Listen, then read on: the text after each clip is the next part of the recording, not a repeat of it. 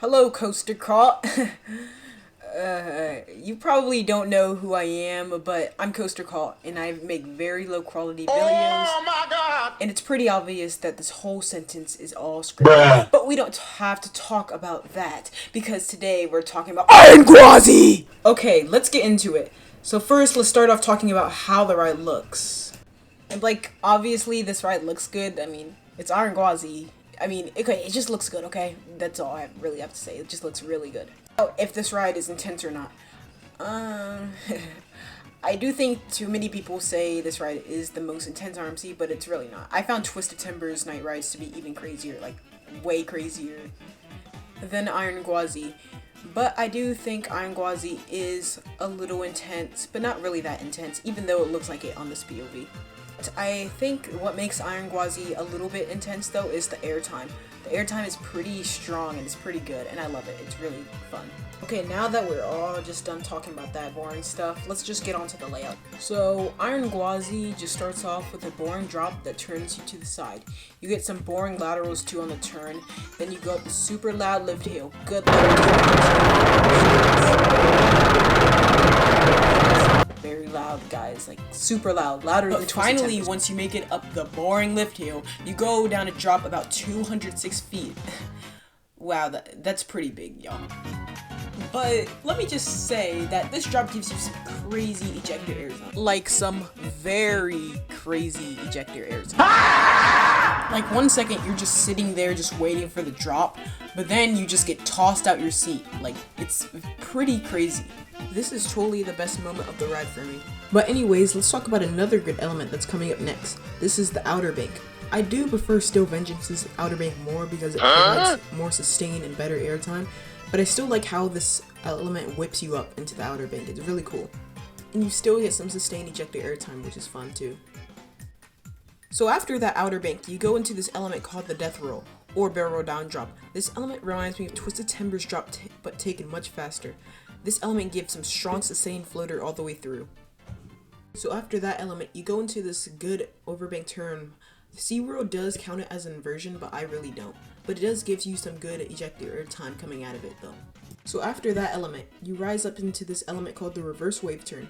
This element gives you some sustained ejector, but I thought this element would give you more ejector, but it didn't really. But it's still a really good element. So after that amazing wave turn, you head into another airtime hill that kind of twists you to the side. It gives you some very good ejector airtime. Then after that ejector airtime hill, you head into another element. It's basically like a wave turn or like an overbank. I don't really know, but it does give you some good ejector. Sideways ejector. It's really good. So after you finish that wave turn or overbank or whatever you want to call it, you go into a 0G stall. I do think the stall is very underrated. I think it's better than Pantheon stall in my opinion. It's really good. It gives some good hang time too.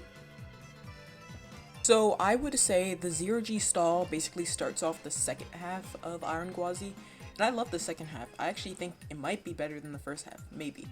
So after that hang time fill 0G stall, Iron Gwazi twists up and heads up to another airtime hill that twists you to the right. Then it heads up another airtime hill that twists you to the left, then another airtime hill that twists you back to the right, then another airtime hill that drops you down and hits the brakes super hard. And let me just say, that finale was easily one of the best finales on a roller coaster. The first two airtime hills give you some really good ejector, but that last one is insane.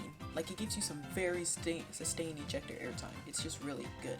And hitting the brake runs after going that fast is amazing. So it's pretty clear that Iron Gwazi is definitely one of my favorite roller coasters, but what's really the problem with it? So yes, Iron Gwazi does have a really big problem. I think the biggest problem with it is the morning rides are not really that fast. Iron Gwazi is definitely does not run to its full potential in the morning rides. It's really bad. I thought rides like Twisted Timbers and Maverick were even better than Iron Gwazi in the morning rides. And another thing, I usually do not like to complain about operations, but Iron Gwazi's operations are probably one of the worst I've seen. You take 5 minutes to dispatch a train. That's not very good at all. That's Six Flags level, but if Six Flags were doing really bad. And another thing I think Iron Gwazi does suffer from is I think Iron Gwazi really just needs more accommodating seats for bigger people. because it doesn't really have accommodating seats for that, and I think RMC could design something like that. That would be much better. So that basically concludes me talking about Iron Gwazi. And do I recommend coming all the way out to Busch Gardens, Tampa to ride this? Definitely. Iron Gwazi is just really good. The airtime is good. It's very fast paced. It's just an awesome ride. I just really like it. So if I had to rate Iron Gwazi, what would I rate it? I think I would probably give it a 10 out of 10. It's just very awesome, like I said. I just really love this ride. So if I had to rank it anywhere, I'd probably rank it like number 2 in my top 25 because Steel Vengeance is just awesome. But this ride is still really good though, and I totally recommend it. So thank you for taking time out your day to watch my video, and see you later. Bye. I guess.